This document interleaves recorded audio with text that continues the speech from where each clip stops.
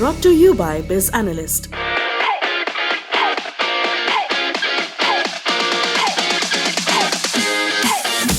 नेता नगरी के इस सत्र में हम बात करने वाले हैं राजस्थान की। जनरली ऐसा होता है कि किसी राज्य का जब बजट आता है तो नेशनल मीडिया में उसकी चर्चा होने को कभी हो जाए तो, लेकिन उतना बस कभी क्रिएट नहीं होता है। नेशनल बजट को लेकर के जरूर बातचीत होती है, बहुत सारे एडिटोरियल छपते हैं, बहुत सारे विशेषज्ञ बैठ के उसको डिकंस्ट्रक्ट करने की कोशिश करते हैं।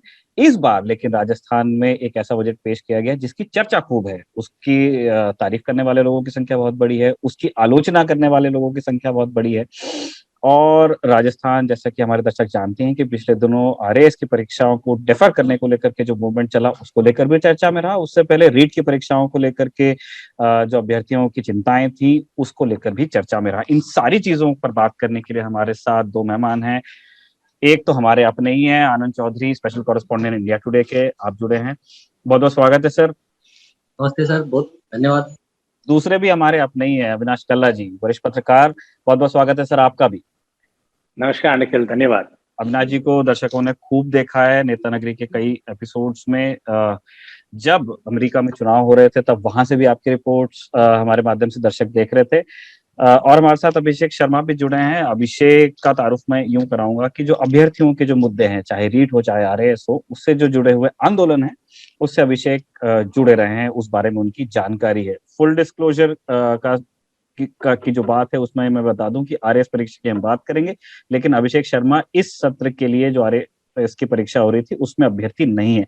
ये मूवमेंट से जुड़े रहे, उस हैसियत से अपनी बात करेंगे। मैं पहले चाहता हूं कि आनंद जी और अविनाश जी आप ओपनिंग रिमार्क्स दें बजट को लेकर के ही। मैं चाहता हूं कि पहले आप रिएक्ट करें। एक बहुत बड़ा डिसीजन लिया है अशोक गहलोत सरकार ने, सही या गलत में मैं नहीं जा रहा हूं, पर एक बहुत सिग्निफिकेंट डिसीजन है।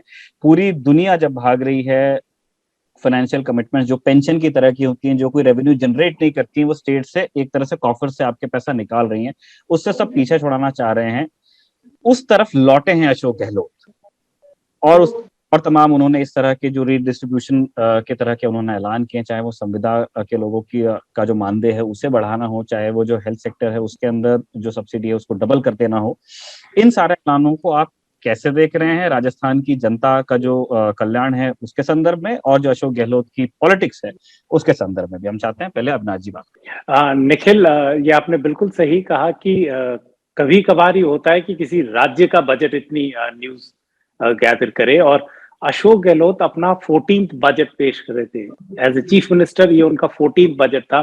तो मोहनलाल सुखाड़िया के बाद वो दूसरे ऐसे मुख्यमंत्री है जिन्होंने इतनी बार बजट पेश किया।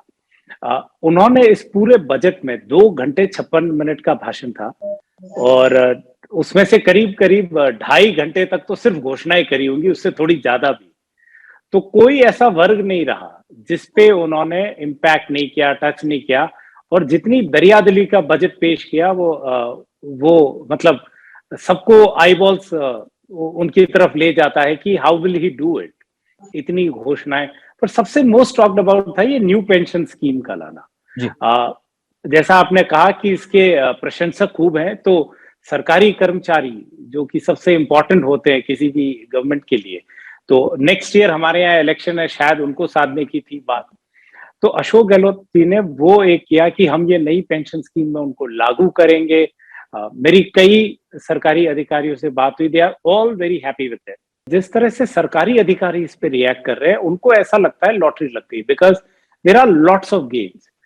मेरी एक अधिकारी से बात हुई तो उसने कहा मेरी पेंशन जो अगर आज की तारीख में क्विट करता, विच वुड हैव बीन 27,000, और ये सब कुछ जोड़ जोड़ा के मुझे हर महीने 40,000 रुपए का मुनाफा होगा। और वो एक बड़े पद पे बैठने वाला अधिकारी था। अगर उनके मन में भी वो एक एक्साइटमेंट है इसको लेके, तो who doesn't want a freebie, and that state से आ रही है, तो अशोक जी ने ये घोषणा कर दी। तो उसको लेके अधिकारियों और इनमें तो है, बट जैसा मैं हर जगह ये कहता आ रहा हूं कि स्टेट के अगर हम बजट के आंकड़े देखें तो 3,27,000 करोड़ के करीब का खर्चा है, और आमदनी करीब करीब 3,22,000 करोड़ की है। तो 5,000 करोड़ के तो घाटे पे जा रहे हैं अगर एक सारी कमाई। और तो जब आप घाटे में हैं, आपके पास पैसे इतने नहीं है, एवेन्यूज नहीं है, आपने कोई बहुत बड़ी स्कीम्स नहीं खोली, तो ये पॉलिटिकली बहुत शार्प मूव है। और जो अभी जो ब्यूरोक्रेसी है, और ये इम्प्लीमेंट भी 2030 के बाद होगा, तो तब जो अभी मुख्यमंत्री है उनकी कोई लायबिलिटी नहीं रहती। So in my opinion it is an opportunist, populist and zero accountability budget। बिल्कुल। अब आनंद जी, आप कनकर कर रहे हैं? हाँ जी सर देखिए, ये जो न्यू पेंशन स्कीम है, इसमें देश भर में 72 लाख कर्मचारी जुड़े हुए हैं और राजस्थान में भी इसमें करीब 5 लाख जो स्थायी और 2 लाख जो अस्थायी कर्मचारी हैं वो इससे जुड़े हुए हैं। और अशोक गहलोत कर्मचारियों का विरोध को अच्छी तरह जानते हैं। ये 1998 में अशोक गहलोत कर्मचारियों के विरोध के चलते अपनी सरकार और उसमें मतलब सत्ता से जा चुके हैं। तो अशोक गहलोत कर्मचारियों को लेकर हमेशा बहुत सतर्क रहते हैं। कर्मचारियों की जब भी बात आती है तो वे ऐसा कदम उठाते हैं। और ये जो न्यू पेंशन स्कीम थी, इसमें अशोक गहलोत ने सचमुच में बड़ा दांव खेला है। और अब हर स्टेट में ये मांग उठेगी, क्योंकि मैं उस फेडरेशन से बहुत समय से जुड़ा हुआ हूं जो इसको लेके आंदोलन कर रही है। उस फेडरेशन का लगातार यही तर्क था कि इससे सरकार पे कोई भार नहीं पड़ेगा, न्यू पेंशन स्कीम से सरकार पे कोई अतिरिक्त भार नहीं पड़ने वाला, क्योंकि राजस्थान में करीब 95,000 करोड़ रुपया जो कर्मचारियों का, वो इसमें अंशदायी जो कर्मचारियों का हिस्सा है वो जमा है। और राजस्थान सरकार को 2030 से पहले किसी भी कर्मचारी को पेंशन का पैसा नहीं देना, तो इससे कोई अतिरिक्त भार नहीं पड़ रहा। जो पुरानी पेंशन है उतना ही नई पेंशन में उनको खर्च करना पड़ेगा। तो अब जो लग रहा था कि अशोक गहलोत से ये उम्मीद नहीं थी कि वो इतना जल्दी इसको पुरानी पेंशन को बहाल कर देंगे, क्योंकि चुनावी मुद्दा तो ये यूपी का था। यूपी में सबसे ज्यादा जो सपा ने अपने घोषणा पत्र में इसको रखा है, और यूपी में सबसे ज्यादा कर्मचारी इससे जुड़े हुए हैं। करीब 22 लाख कर्मचारी ऐसे हैं यूपी में जो न्यू पेंशन स्कीम के दायरे में आते हैं। तो इसलिए यूपी के लिए ये बहुत बड़ी बात थी। लेकिन अब हर स्टेट में ये मांग उठेगी। बंगाल में अभी न्यू पेंशन स्कीम लागू नहीं है, बाकी हर स्टेट में इसका कहीं न कहीं इसे लागू किया गया है। मैं चाह रहा हूँ कि अमनाथ जी, हाँ बोलिए सर, आप कुछ कहना चाहते हैं? जैसे अब आप ये देखिए कि ये जो नई पेंशन स्कीम में अगर हम देखें, हाँ जी सर, तो ये जो अमेंडमेंट आया था, ये जो स्कीम आई थी, this was also a part of UPA. तो जो उनकी ट्रेडिशनल मांग थी या जो उन्होंने रिफॉर्म्स डाले, वो मनमोहन सिंह जी का एक जो ड्राफ्ट एड्रेस था उस वक्त, वो भी अभी खूब राजस्थान में वायरल हो रहा है, चर्चा हो रही है, लोग बात कर रहे हैं उस पर कि जो कांग्रेस का ओरिजिनल स्टैंड था, ये जो नई स्कीम लाई थी, ये उन्हीं की सरकार लाई थी, और अब वो अपनी राजनीति साधने के लिए उसी को उलट जा रहे हैं। और आप देखिए, इनके दिल्ली तक के नेता अब इस चीज पे बात कर रहे हैं। पर जैसा कि आनंद जी ने कहा कि इस पे अतिरिक्त भार नहीं पड़ेगा, मेरी भी कुछ लोगों से बातचीत हुई बजट के बाद कि आप इसको कैसे देखते हैं, तो वो कह रहा है कि कोई चांस नहीं है, पैसा तो गवर्नमेंट आज वापस विड्रॉ कर लेगी और देना 8 साल बाद है। उस बीच में उस फंड्स को कितना सेफ रख पाए, तो कितना पोर डाउन ना हो जाए, उसकी कोई एश्योरेंस नहीं है। और एक बहुत इजी बात है कि कोई भी वेलफेयर स्कीम को स्टार्ट करना इजी है, उसको विड्रॉ करना, रोकना या ऑल्टर करना is an impossible kind of a task. ये कांग्रेस बीजेपी दोनों के लिए न्यू पेंशन स्कीम, और दोनों ने इसे लागू किया है। आप देखिए, सबसे पहले 2004 में अटल बिहारी वाजपेयी ने एक अध्यादेश जारी किया था जो एनडीए की सरकार थी। उसके बाद में 2011 में राज्यसभा और लोकसभा में इसका कानून बना, और राजस्थान ऐसा तीसरा राज्य है। सबसे पहले तमिलनाडु ने इसे लागू किया, उसके बाद पंजाब ने, और राजस्थान ने इसे तीसरे नंबर पे तुरंत लागू कर दिया। उस समय राजस्थान में वसुंधरा राजे सरकार थी। तो जब राज्यसभा में और लोकसभा में ये बिल पास हो रहा था, तब कांग्रेस और बीजेपी दोनों साथ थी और लेफ्ट पार्टियां इसके खिलाफ थी। तो इस मामले में कांग्रेस ने इसको लेके बाजी मारी है, ये यकीनन तौर पर कहा जा सकता है। बिल्कुल। मैं सर एक चीज ये समझना चाहता हूँ, और अब हमारे दोनों मेहमानों से, अमनाथ जी से भी, आनंद जी से भी, कि एक जिंक्स की बात, जैसे जहां से मैं आता हूँ मध्य प्रदेश, वहां पे ये चलता है कि भाई जिसने सिंहस्थ करा लिया वो चुनाव नहीं जीत सकता। ठीक है, मैं नहीं कह रहा हूँ कि अंधविश्वासों पे हम ध्यान दें, लेकिन अब वो एक चलन है, लोग इस तरह की बातें करते हैं। उसका फिर वो एक चार्ट भी दे देते हैं कि देखो इसी साल सिंहस्थ हुआ, ये इसी सीएम ने कराया, ये नहीं आ रहा। वैसे एक जिंक्स की बात राजस्थान में भी होती है कि आप राजस्थान में अनपॉपुलर चीफ मिनिस्टर्स नहीं हुए। वसुंधरा राजे बहुत पॉपुलर, बहुत पावरफुल, अशोक गहलोत बहुत पावरफुल और बहुत पॉपुलर, दोनों पॉपुलर लीडर्स हैं, और दोनों ने इस ओल्ड पेंशन स्कीम को आप छोड़ दें तो वो रिडिस्ट्रीब्यूशन की बात वो अपने हर बजट में करते ही आए हैं। अशोक गहलोत एक एक्स्ट्रा माइल चले गए इस चीज के साथ में, जब वो मानदेय भी बढ़ाते हैं, जब वो सुरक्षा कर्मियों की भर्ती की बात भी करते हैं, वो बिजली का भी रेट नीचे लेके आते हैं, उसके लिए भी एक स्लैब बना देते हैं। इसका कितना कनेक्ट है लोगों के बीच में, क्योंकि लोगों ने ये ऐलान ऐसा नहीं है कि पहली बार सुने, अगर एक ओल्ड पेंशन को छोड़ दें तो, और जिन लोगों को इसमें एड्रेस किया गया है, क्या वो क्रिटिकल मास बनाता है? क्योंकि ये सरकारी कर्मचारियों के बारे में कहा जाता है कि आप इनको पेंशन तो दे दोगे, पर क्या वो क्रिटिकल मास है जो एनमास जाकर के आपको इलेक्शन जितवा देगा? देखिए, किसी भी जगह अगर 7 लाख कर्मचारी अगर जुड़े हुए हैं तो वो बहुत बड़ी बात है, क्योंकि उसका पूरा परिवार उससे जुड़ा हुआ है। आप ये देखिए, और ये जो न्यू पेंशन स्कीम थी, इसका देश भर में मैंने अभी तक देखा नहीं कि इससे जुड़े हुए जितने भी कर्मचारी 72 लाख लोग जो इसके दायरे में आते थे, उनमें से किसी ने ये मांग की हो कि हमें नई ये पेंशन चाहिए, पुरानी पेंशन स्कीम नहीं चाहिए हमें। तो आप देखिए कि अब ये तो मामला था ही कि सब लोग न्यू पेंशन स्कीम के खिलाफ हैं। तो एक ये बहुत बड़ा, और ये देश भर में कांग्रेस का बहुत बड़ा वोट बैंक बन सकता है, क्योंकि राजस्थान ने एक पहल कर दी है। अब आने वाले चुनाव में हर जगह ये मांग प्रमुखता से उठेगी कि हमें नई पेंशन स्कीम से छुटकारा दिलाया जाए। तो पर क्या ये चीज जिंक्स तोड़ देगी सर, जो राजस्थान में चलता है कि नहीं एक बार ये एक बार वो, एक बार ये एक बार वो? देखो निखिल, राजस्थान के जिंक्स पे अभी 18 महीने का समय बाकी है। जी सर। तो जहां तक आनंद जी ने ये एक आंकड़ा पेश किया कि 7 लाख के करीब लोग हैं, हमारी करीब करीब 7 करोड़ के ऊपर की आबादी है। ये आप एक पॉपुलर स्कीम जो डालते हैं, और मुझे ये लगता है कि एक इनएफिशिएंसी क्रिएट करती है। आप एक एस्पिरेशन लेवल को वहीं पे कैप कर जाते हैं। आप देखिए, कोई ऐसी स्कीम से कुछ ऐसा नहीं आ रहा जिसमें एक ये ऑप्शन हो कि आप कुछ नया शुरू करें, कुछ नया डालें। वो सबको एक सरकार की तरफ ही धकेल रहे होते हैं। आप इतने बेनिफिट्स डालेंगे, आदमी वही कहेगा कि रीट में भर्ती हो जाऊं, आरएस लग जाऊं, साम दाम दंड भेद वहीं जाऊं।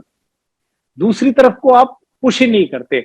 और जरूर ये एक 7 लाख परिवारों का मामला है, पर जो सेक्टर प्राइवेटली एंगेज है वो टैक्स पेयर हमेशा ये कहता है पैसा तो मैं दे रहा हूं, मुझे क्या मिल रहा है। बिल्कुल बिल्कुल। तो वो जो एक आप एक बिल्कुल एक वोट बैंक सिक्योर करते हैं, और जो दूसरा है जो प्रोग्रेसिवली चल रहा है, जो प्राइवेट सेक्टर में एंगेज है, वो कहता है भाई मैंने क्या गलत किया। और इसमें देखिए, और दूसरा आप एक और स्कीम देखिए, एक तरफ नरेगा चल रहा था, वो मुश्किल पड़ रहा था, इन्होंने अब एक शहर में भी इंदिरा गांधी जी के नाम पे और योजना डाल दी, हम उतने दिन का रोजगार देंगे। अरे पिछला ही पूरा नहीं हो पा रहा है। What is it that with these policies our governments are trying to aspire us, और they are just trying कि या हमारी गणित बची रहे, हम इस बार अच्छी सुर्खियों में आ जाए, अगले चुनाव तक चले जाए। अब मुझे इनमें कोई ऐसा फॉरवर्ड थिंकिंग चीज सी नजर नहीं आती। मतलब मैं कोई बहुत बड़ा अर्थशास्त्री नहीं हूं, पर इतना तो कोई भी समझ सकता है कि यार इतना कमा रहे, इतना घाटे में जा रहे, रेवेन्यू को कुछ है ही नहीं। अगर टूरिज्म को छोड़ दे तो कोई बड़ा बूस्ट नहीं है इस बार। अमराज जी, क्या इसमें क्या वो प्रश्न, एक तो चुनाव जीतने की इच्छा होती है, वो हर नेता की होती है और हर पार्टी की होती है, उसमें कोई यूनिक नहीं हुए अशोक गहलोत, वो उनका राइट है, वो पॉलिटिशियन है। क्या इसके पीछे वो भी एक मतलब जो प्रेशर है उनके ऊपर माहौल में, चर्चा में और खबरों में बने रहने का, जो उनको एक चुनौती मिल रही है उनके नेतृत्व को दो दिशाओं से? एक तो है जो सचिन पायलट की एस्पिरेशन एज अ पॉलिटिशियन, और दूसरी अशोक गहलोत एक सियानी उम्र के पॉलिटिशियन है। ईश्वर उनको लंबी उम्र दे, लेकिन there is only so much you can do at a certain age. तो क्या क्या वो भी एक कारण पाते हैं कि वो इतना आउट ऑफ द वे गए हैं बजट में? मतलब लोगों का कल्याण जरूर हो रहा है, मैं बस उसको चाह रहा हूं कि थोड़ा हम समझें कि क्या हुआ।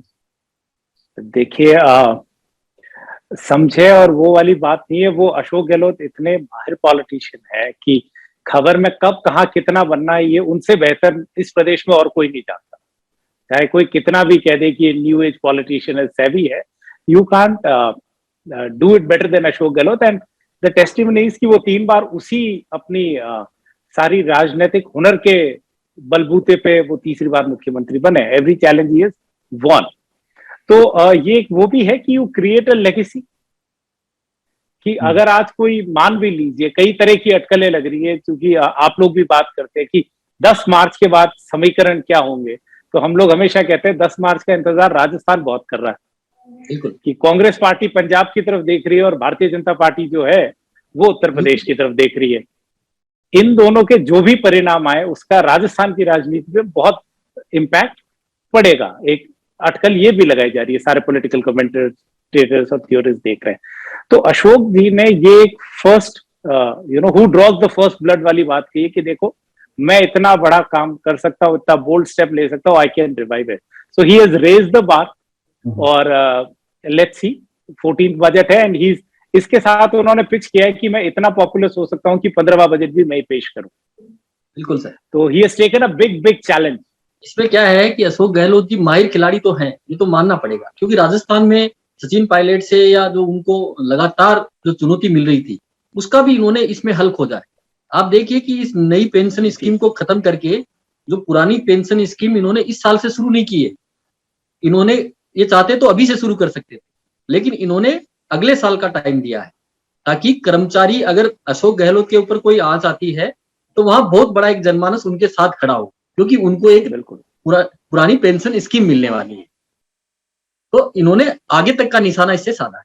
चलिए, बजट के हाइलाइट्स के साथ हमने दर्शकों से ये भी वादा किया था कि छात्रों से जुड़े मुद्दों पे और अभ्यर्थियों से जुड़े मुद्दों पर हम बात करेंगे। और दो बड़ी परीक्षाएं हैं जो राज्य स्तर की थी, लेकिन उनकी चर्चा ऐसे हुई जैसे रेलवे की भर्ती खुली है और वो उतनी ही कंट्रोवर्शियल भी हो गई समय के क्रम में।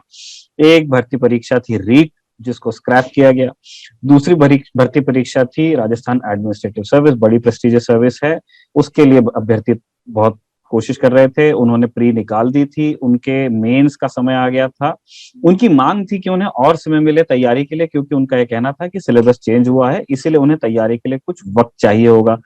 लेकिन जो आयोग है उसने उस मांग को नहीं माना, वो उस बात पे टिके रहे कि वो कैलेंडर के हिसाब से परीक्षा करवाएंगे। लेकिन अंतिम समय पे ये हुआ कि राजस्थान उच्च न्यायालय ने एक निर्णय दिया जिसके बाद प्रीलिम्स को ही स्क्रैप कर दिया गया। तो अब हम यहाँ पे खड़े हैं।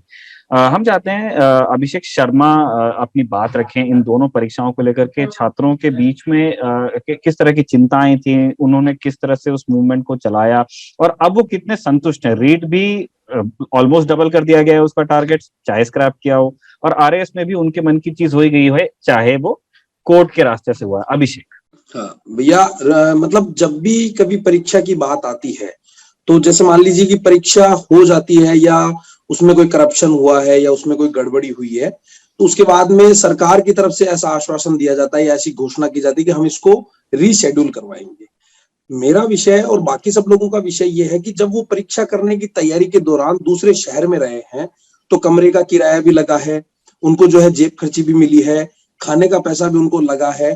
तो ऐसी व्यवस्थाएं होती ही क्यों है कि उनको जो है इतना नुकसान होता है। अब देखिए, जैसे रीट परीक्षा में जो है सरकार ने कहा है कि हम उसको निरस्त करते हैं, आगे की परीक्षा की तैयारी हम जो है वो करवाएंगे, आगे परीक्षा हम करवाएंगे। आप बताइए कि अब जो पिछले 4-5 महीने में जो बच्चों ने, स्टूडेंट्स ने जो स्ट्रगल किया है, जो उनको फाइनेंशियली जो है उनको नुकसान हुआ है, उसकी भरपाई कौन करेगा जी।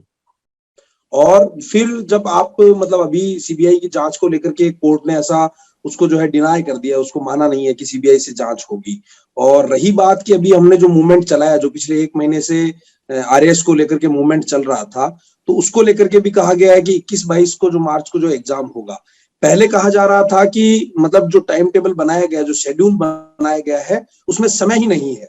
अब आप बताइए कि ये समय कैसे आ जाता है, अचानक से जो है समय आना पड़ता है। और जो मतलब पेपर जो सेट करते हैं, बार बार जो है मतलब कोचिंग्स के बारे में कहा जाता है कि कोचिंग्स जो है वो फंडेड कर रही हैं, कोचिंग्स जो है ये कर रही हैं। मैं तो आरपीएससी से और सरकार से इतना कहना चाहूंगा कि कोचिंग जो अपने यहाँ जो पेपर सेट करती है, टेस्ट सीरीज में जो पेपर लेती है, आप उनकी और आरपीएससी के पेपर की यदि तुलना करेंगे तो बताइए आपकी कोचिंग वाले अच्छा पेपर दे रहे हैं, बजाय कि राज्य की सर्वोच्च संस्था आरपीएससी जो है उसके पेपर को सेट करने में जो है मिस्टेक हो रही है। और आप ये यकीन मानेंगे उनमें टाइपिंग की मिस्टेक आ रही है कि आपने उसकी जो है प्रूफ रीडिंग नहीं की। तो ये बड़ा एक बचकाना है। और राजस्थान के जो अभ्यर्थी हैं और उनके साथ में ये एक वाहियातपना, एक मजाक बना रखा है उन लोगों ने कि चलिए ठीक है, आप लोगों ने 5-6 महीने मेहनत की थी, यदि इसमें कोई गड़बड़ हुई है हम इसको निरस्त करते हैं, आगे और परीक्षा करवाएंगे। तो उन 5-6 महीनों में जो फाइनेंशियली जो परिवारों को जो नुकसान हुआ है उसकी भरपाई की कभी बात ही नहीं होती। और जैसा एक ट्रेंड बनता गया है, जैसा एक ट्रेंड बन गया है, तो उस ट्रेंड के हिसाब से भरोसा हो जाना, विश्वास एक कायम होना वो बड़ा थोड़ा सा पेचीदा और मुश्किल भरा काम लग रहा है। तो जैसे कि आरएस के अंदर अभी देख लीजिए आप कि सिलेबस चेंज आखिर किया ही क्यों जा रहा है। आप 2008 में चेंज करवाते हैं, 12 में चेंज करवा लेते हैं, 16 में चेंज कर रहे हैं, 18 में चेंज कर रहे हैं, 21 में चेंज कर रहे हैं।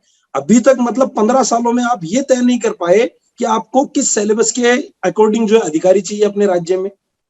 आपको कहने में बड़ा आसान लगता है कि हम यूपीएससी के तर्ज पर काम करेंगे, लेकिन सबसे पहले यूपीएससी की तरह एक व्यवहार करना सीखिए।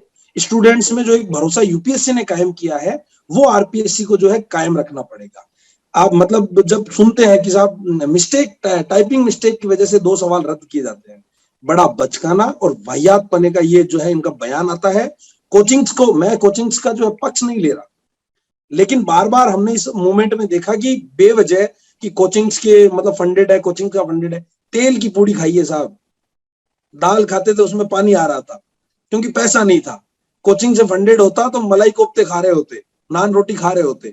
लेकिन जब कोचिंग्स की आ जाती है, दूसरी जगह आती है, तो मैं उनका जब ये बयान आया कि प्रूफ रीडिंग नहीं थी साहब, टाइपिंग में मिस्टेक हो गई, तो कोचिंग्स की टाइपिंग मिस्टेक को मतलब इसका मतलब तो कोचिंग्स आपसे बेहतर काम कर रही है। इसी चीज को लेके मैं अवनाथ जी और आनंद जी से भी रिएक्शन चाह रहा था। 2 सर पक्ष हुए। एक छात्रों का पक्ष तो अभिषेक बता रहे हैं कि उनकी वो कितने परेशान हैं। अगर हम परीक्षाएं जिस तरह से होती हैं उनको 2 टुकड़ों में बांटें तो एक है ब्यूरोक्रेसी, जिसको इस बात की जिम्मेदारी दी गई है कि वो आयोग के थ्रू वो परीक्षा करवाएं, उसके एग्जाम्स, उसका कैलेंडर, उसका रिजल्ट डिक्लेयर करना, और वो चाहते हैं कि वो एक मशीन की तरह काम करे। और दूसरा फिर है पॉलिटिकल विल कि आप कितनी भर्ती निकालना चाहते हैं, कितनी भर्तियां उसमें से एग्जीक्यूट करना चाहते हैं, उस लोगों को किस तरह का वेतन देना चाहते हैं।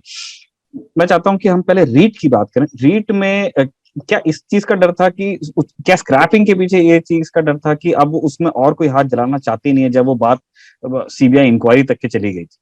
देखिए, जैसा कि हम देख ही रहे हैं राजस्थान में जिस तरह से परीक्षाएं हो रही है, और मैं इसकी बात का सेकंड करूंगा अभिषेक की कि जो बॉडीज कंडक्ट कराती है आरपीएससी, इनका आप देखिए पिछले 10 साल में इनके 10 चेयरमैन बदल गए। इस बार वाली परीक्षा में भी यही हुआ कि एक 90 डेज का मिनिमम प्रीलिम्स का दिया जाता है। चूंकि इस बार वाले जो उनके अध्यक्ष थे वो रिटायर होने वाले थे, तो 80 दिन में ही वो करवा दी गई। तो एक जो भरोसा होता है कि गवर्नमेंट आपको एक free and fair level playing वाली परीक्षा करवाएगी, वो नहीं हो रहा। और कोई भी परीक्षा देख लीजिए, एक रिपोर्ट आई थी दैनिक भास्कर में, उसमें था पिछले 3 वर्षों में 12 परीक्षाएं हुई है जिसमें 8 में कुछ न कुछ गड़बड़ियां हुई है। तो ये तो हमारे यहाँ का ट्रैक रिकॉर्ड है, चाहे वो रीट हो, आरएस हो या कोई भी और परीक्षा हो। और इतने लिंक्स निकल आए थे इस बार। मुझे ये समझ नहीं आ रहा, ये गवर्नमेंट अपने आप को डिफेंड कर रही थी, ऑपोजिशन ने सीबीआई की मांग करी, एक ऑपोजिशन लीडर इतने सारे प्रूफ सामने लेके आ जा रहा है, बैठे जा रहा है, और गवर्नमेंट एजेंसीज कुछ नहीं कर पा रही। तो you figure out something was going wrong. एक पर्टिकुलर इंस्टीट्यूट है, हमारे शिक्षा मंत्री जो पूर्व थे उन तक ये आरोप चला गया कि इनकी जान पहचान है तो वहां से हो रहे हैं। तो देयर वाज समथिंग फिशी। और ये भी एक था कि सीबीआई की जांच गवर्नमेंट ने क्यों नहीं दी। छोटे छोटे मामलों में जो इतने बड़े भी नहीं हो रहे थे उनमें उनको they did not bat an eyelid. कि पिछली सरकार में अगर देखें तो भवरी देवी प्रकरण बड़ा प्रकरण था, इससे ज्यादा थे, उनके मिनिस्टर जेल चले गए, तब भी सरकार ने सीबीआई इंक्वायरी होने दी थी।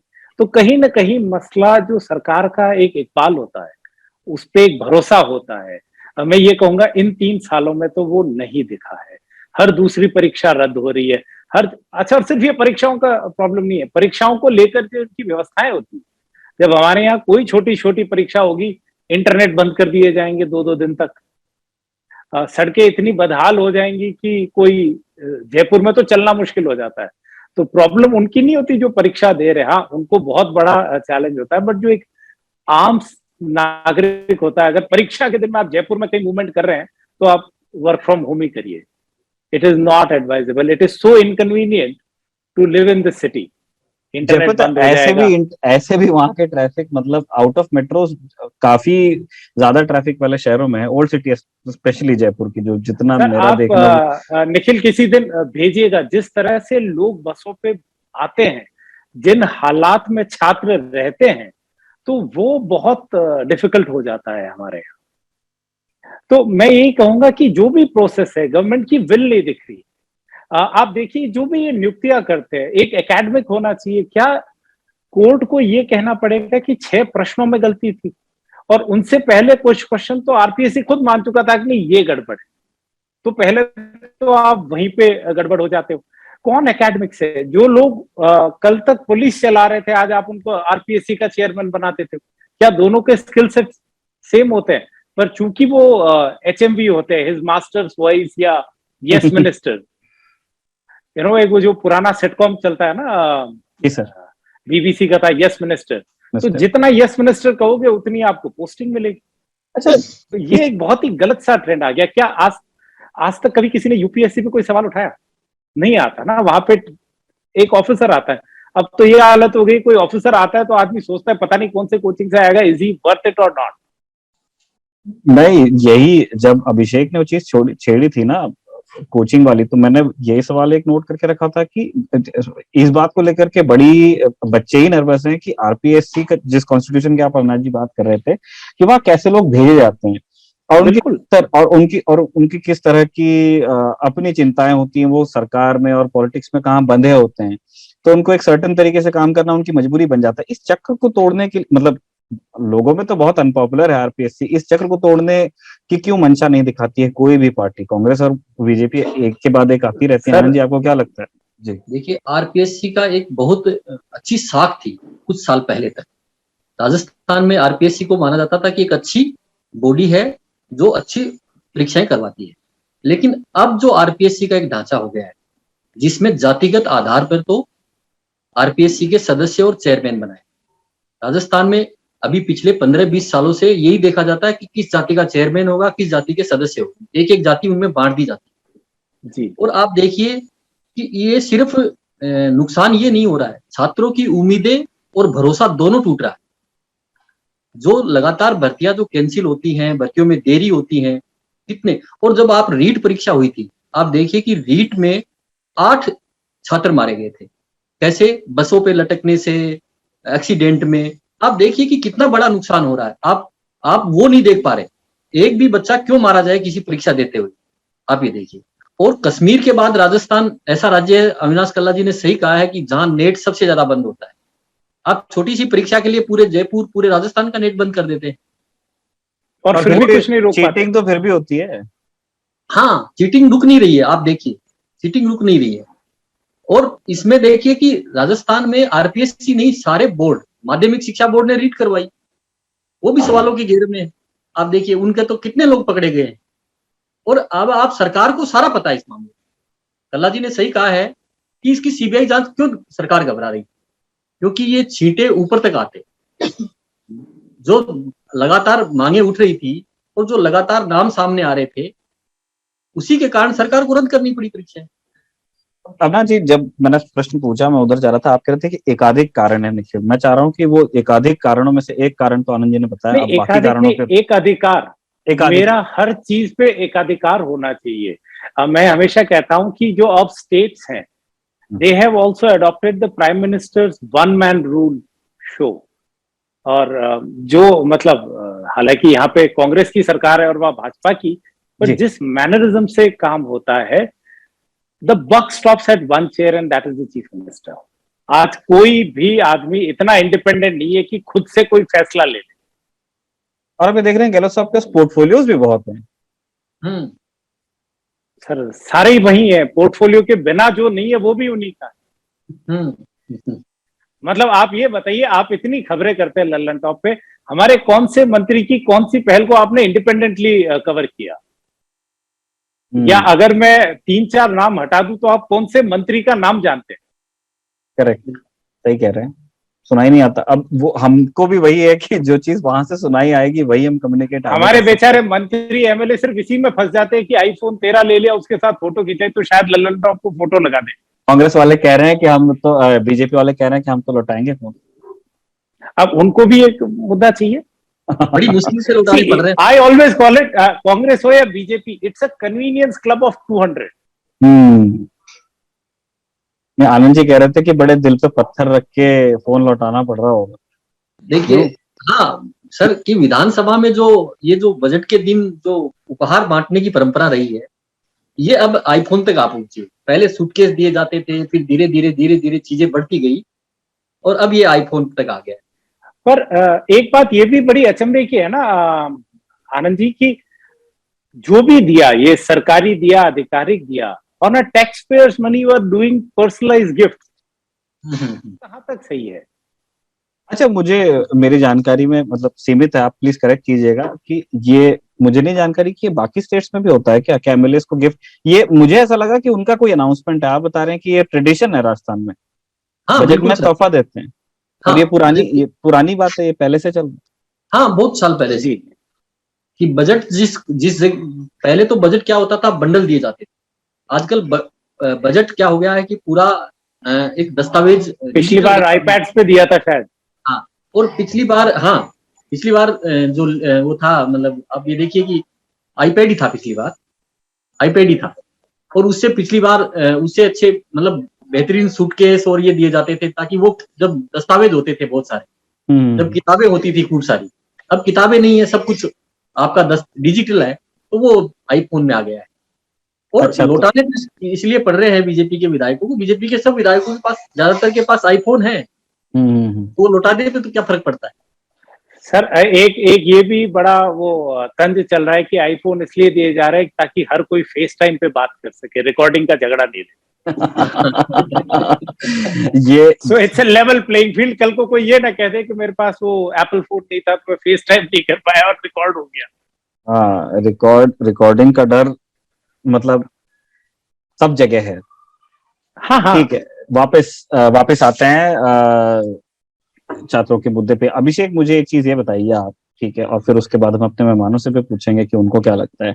अभी जो सोल्यूशन निकाला है फॉर गुड और बैड अशोक गहलोत सरकार ने, रीट को स्क्रैप करने का और आरएएस को स्क्रैप करने का, एक जगह आप कह रहे हैं कि बच्चे मोर और लेस संतुष्ट हैं क्योंकि वो कोर्ट ने स्क्रैप किया है आरएएस को। रीट स्क्रैप हुई है, उसके बारे में अपनी बात कह चुके हैं। अब बच्चों के दिमाग में किस तरह की चीजें, क्या वो तैयारी में लग गए हैं या फिर उनके बीच में अभी भी कुछ चिंता है जिसको लेकर के वो चाहते हैं कि सरकार उनसे इंडल्ज करे, या उनको कभी मूवमेंट चलाने की जरूरत पड़े? क्या अब वो ये मान के चल रहे हैं कि अब हमें सीधी सताक तैयारी करेंगे और अब हम भर्ती हो जाएंगे, या फिर अभी भी उनकी कुछ चिंता है जिनका निराकरण नहीं हुआ? देखिए निखिल भाई, अगर सच्चाई पूछी जाए तो रीट के मामले में तो जैसे कि उन्होंने पद बढ़ाए हैं, उनको टाइम भी मिला है 5-6 महीने का, शायद 5-6 महीने या 3-4 महीने का मिला है, तो उनके पास में पर्याप्त समय है। हम लोगों के लिए, हम लोगों ने जो मूवमेंट चलाया और कोर्ट का जो फैसला आया, तो उसके अंदर डिवीजन बेंच ने जो है स्टे लिया हुआ है, और नई जो नोटिफिकेशन जो निकाला गया है, तो आप बताइए कि डिवीजन बेंच की जो सुनवाई है वो 23 मार्च को है। आरपीएससी मुख्य परीक्षा जो है 21-22 तारीख को करवाने जा रही है। 18-19 की यहाँ पर होली है। मतलब ये जो शेड्यूल कर रहे थे, टाइम टेबल बिगड़ जाएगा, टाइम टेबल बिगड़ जाएगा, टाइम टेबल बिगड़ जाएगा, शायद मुझे नहीं लगता कि न तो आरपीएससी न ही सरकार का कोई नुमाइंदा जो है टाइम टेबल के बारे में ध्यान रखता है। तो इन लोगों ने, मुझे लगता है, प्रेस्टीज पॉइंट बना लिया है, और एक तरीके से जिन जिन लोगों ने धरना दिया है, आंदोलन में शामिल हुए हैं, उन लोगों से इन्होंने बदला निकाला है कि अच्छा तुम लोगों ने 1 महीना यहाँ खराब किया है तो ये 20 दिन जो है और ले लो। तो उन 20 दिनों में जो धरना स्थल पर नहीं थे, अपने घरों में थे, फिर भी चिंतित थे, आशंकित थे कि डेट बढ़ेगी या नहीं बढ़ेगी, उन लोगों को जरूर एक्स्ट्रा 20-24 दिन मिले हैं। लेकिन जिन लोगों ने 1 महीने तक सरकार के सामने रिक्वेस्ट की, और मैं बार बार मीडिया के अंदर कह रहा था, मुझे लोग पूछ रहे थे कि एम्बुलेंस जब आ रही थी, अनशन पे बैठी जब कोई अभ्यर्थी था, वो जब एम्बुलेंस में डाल रहे थे तो हम अशोक गहलोत जिंदाबाद के नारे लगा रहे थे। तो मीडिया ने पूछा, साहब अशोक गहलोत जिंदाबाद क्यों कर रहे हो? तो हमने कहा, साहब हम पूरा का पूरा आंदोलन जो है वो गांधीवादी तरीके से कर रहे हैं, और हम जो विरोध नहीं कर रहे हैं, हम डिमांड कर रहे हैं। तो जब आदमी डिमांड करता है तो किसी की मुर्दाबाद के नारे नहीं लगाता। फॉर एग्जाम्पल, मुझे भी अविनाश भैया से कोई चीज मांगनी हो तो मैं यूं छिना छपटी करके मांगू, अविनाश भैया मुर्दाबाद, मुझे ये चीज चाहिए, ऐसा नहीं चलता है। जब आप डिमांड फरियादी होते हैं तो आपको याचना करनी होती है। जब हमने याचना की तो हमने जिंदाबाद के नारे लगाए, हमने नए नए तरीके इजाद किए, लेकिन उन तरीकों से भी प्रभावित नहीं हुआ गया। एक अशोक गहलोत जी की एक क्लिप चलती है, उसमें वो कहते हैं कि अच्छा लगता है कि युवा जब जो है विरोध प्रदर्शन करते हैं, धरना देते हैं, धरना हम उस विषय को प्राथमिकता पर रखते हैं। आप बताइए, आजाद भारत में ये पहला ऐसा आंदोलन हुआ जिसमें सरकार के मुर्दाबाद के नारे नहीं लगाए गए। और बड़ी हैरानी होगी आपको ये सुनकर के कि सरकार ने सिंगल डे अपना डेलीगेशन हमसे बात करने के लिए नहीं भेजा, जबकि हमारे 6 अनशनकारी जो है अस्पताल में भर्ती हुए हैं।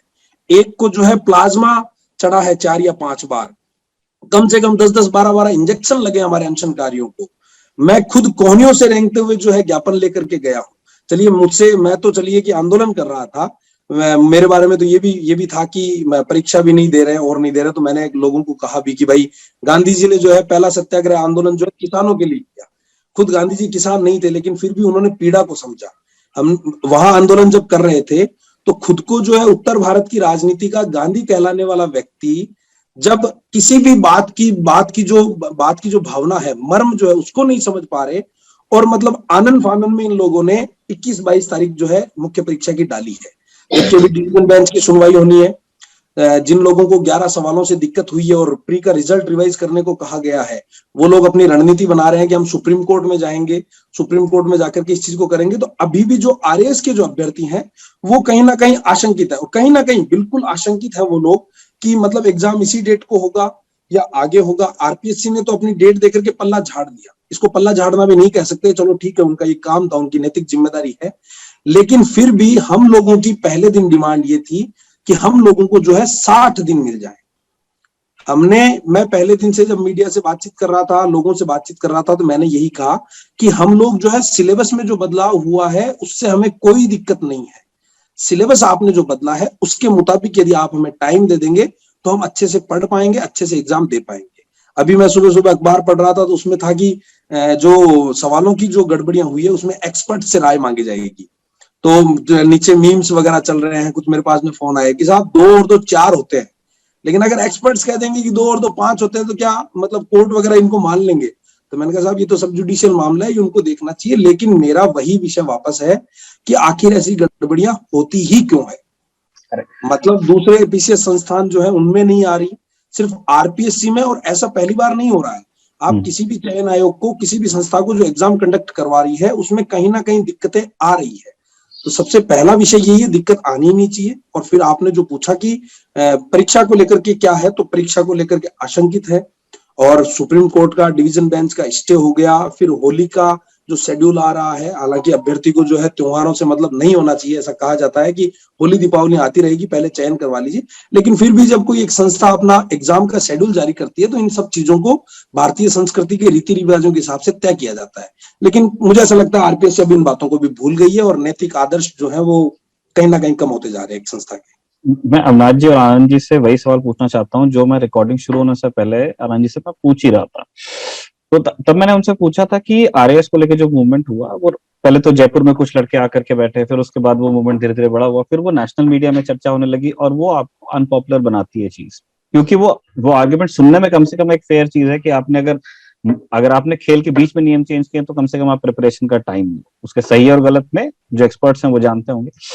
हम ही समझना चाहते हैं कि कोर्ट का इंतजार क्यों करते रह गए अशोक गहलोत, मतलब वो क्यों एक और उन्होंने ब्राउनी पॉइंट्स क्यों नहीं बनाए विद स्टूडेंट्स, कि उनकी मांग को मांग करके वो उनके मसीहा क्यों नहीं हो गए? उसके पीछे क्या कंपल्सन आपको लगता है? बाद में तो फिर तो कोर्ट के आदेश से जो होना है वो हो ही रहा। राजस्थान में क्या है कि आंदोलन जो है वो शांतिपूर्ण आंदोलन की बात जो राजस्थान के बारे में कहा जाता है कि वहां शांतिपूर्ण आंदोलन की बात नहीं सुनी जाती, वहां पटरियां उखाड़नी पड़ती हैं, वहां मतलब आगजनी, रास्ते रोकने पड़ते हैं। ये लगातार होता है, क्योंकि पिछली सरकार में अगर आपने देखा होगा तो गुरुशरण छाबड़ा जी थे जिन्होंने शराबबंदी को लेकर अनशन शुरू किया था, और उनसे कोई मिलने नहीं पहुंचा और उनकी डेथ हो गई।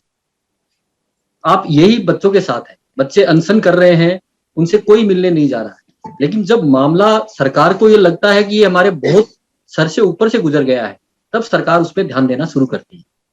तो इसमें ये बेहतर होता, आप सही कह रहे हैं कि अगर बच्चों की मांगे, बच्चों की बातें सुनकर अशोक गहलोत सरकार खुद फैसला करती कि हम इसको रद्द कर रहे हैं और बच्चों के हिसाब से हम इसका टाइम टेबल रीशेड्यूल कर रहे हैं।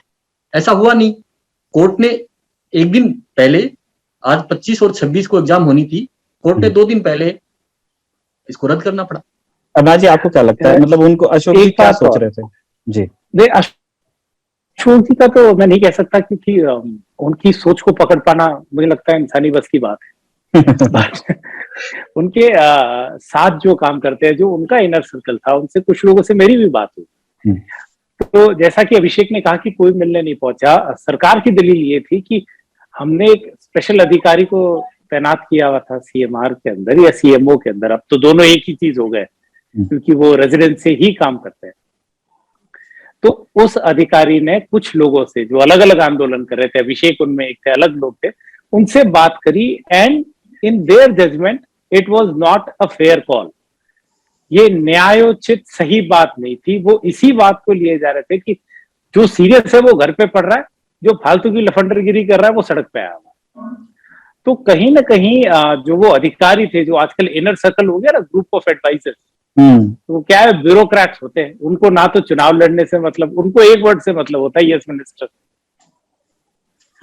तो वो उस मूड को भाप नहीं पाए और शायद उन्होंने ही चीफ मिनिस्टर को एडवाइस, क्योंकि आप देखिए जिस दिन ये फैसला आया उससे एक दिन पहले मुख्यमंत्री जी के यहाँ से भी एक ट्विटर पे एक रिलीज आया था, जहां उन्होंने कहा था ये न्याय उचित मांग नहीं है, ये बिल्कुल ठीक नहीं है, तय सीमा पर ही होगी। तो पता नहीं कौन एडवाइस कर रहा था इतने सीजन पॉलिटिशियन को कि वो ये भी नहीं भाप पाए कि 2 दिन बाद कोर्ट का फैसला आना है, वहां तक रुक जाते या इसको प्रीएम्प्ट कर जाते। पर वही बात है कि हमारे यहाँ पे क्या है, क्योंकि रणबांकुरों का इलाका है तो थोड़ा शोर ब्रेवाडो ये सब करना पड़ता है। और इन छात्रों को भी देखना चाहिए, हमारे एक नेताजी हैं वो अकेले ही खबरों में रहते हैं, किरोड़ी लाल जी। तो इन अ वे जब तक आप न्यूसेंस बड़ी नहीं करेंगे। मीणा साहब की बात कर रहे थे आप ना? जी बिल्कुल। उनको हटा दो तो हमारे यहाँ का कलर खत्म हो जाता है। उनकी बात देखिए सुनी जाती है। एक और रबल राउजर हैं आरएलपी के अध्यक्ष। तो जब तक आप न्यूसेंस क्रिएट नहीं करोगे राजस्थान में आपको कोई नहीं सुनेगा। ये आनंद की बात बिल्कुल ठीक है। तो मुझे लगता है कहीं वो एक extra dependency on that inner core of bureaucrats की दिस विल बी हैंडल्ड, वो उनको इस मामले में थोड़ा बैकफुट पे लेगी। ठीक है। और इसी के साथ मतलब मुझे लगता है कि निखिल भैया, क्या मैं बीच में एक बात बोल सकता हूँ प्लीज? हाँ, अविनाश भैया और आनंद सर को एक बात कहना चाहूंगा कि न तो अभी राजस्थान में समस्याएं खत्म हुई है, न आंदोलन करने वाले खत्म हुए हैं।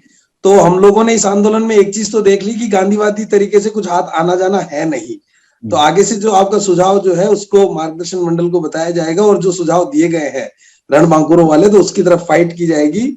और जो है एक आरपीएससी को और कर्मचारी बोर्ड जितने भी हैं उनको सुधारने के लिए जो जो प्रयास कर सकते हैं वो लोग हम लोग जो है करेंगे, और आपका जो सुझाव है उसको प्राथमिकता पर रखा जाएगा। आनंद जी कुछ कहना चाह रहे हैं? सर म्यूट है आपका, उसको अनम्यूट कर लीजिए। अभिषेक जी, ये तो कहने की बात है कि आंदोलन की पटरियां उखाड़ के लड़े जाते हैं या वैसे लड़े जाते हैं, लेकिन असली आंदोलन आप ही लड़ रहे हैं। जो शांतिपूर्ण आंदोलन है वो ही असली आंदोलन है और उसी की जीत होनी चाहिए।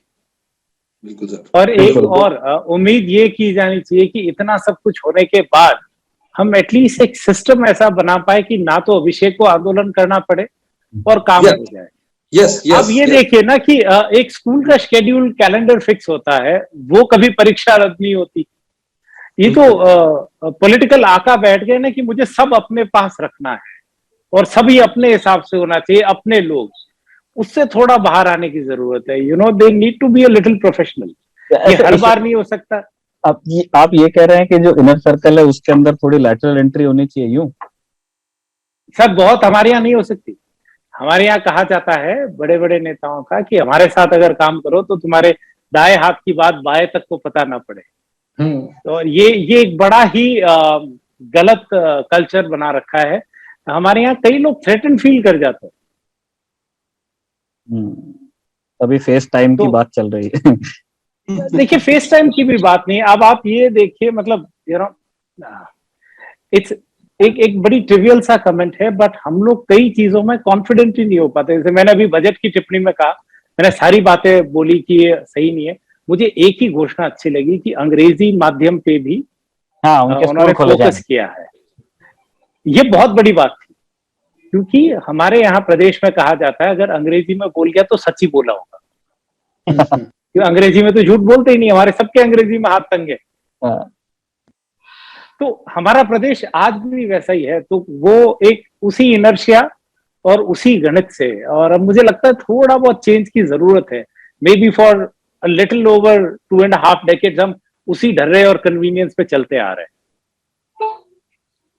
चलिए, हम उम्मीद करते हैं कि इतने रिच हिस्ट्री और कल्चर और कुदरती सुंदरता से जो ब्लेस्ड आप लोगों का स्टेट है, इतने प्यारे लोग भी हैं, वहां के लोग इस चर्चा को सुने और उस हताशा को भी पढ़ें जो इस पूरी चर्चा में थी। बड़ा आदमी का दिल मायूस होता है, टूटता है, तब वो इस तरह की बात कहता है कि उसके हर दूसरी तीसरी बात में तंज होते हैं। इनको जो लोग जिम्मेदार हैं वो लोग सुने और समझें, बूझें और जिस कल्याण की वो लोग बातें करते हैं उसके ऊपर जमीन पर भी काम करें।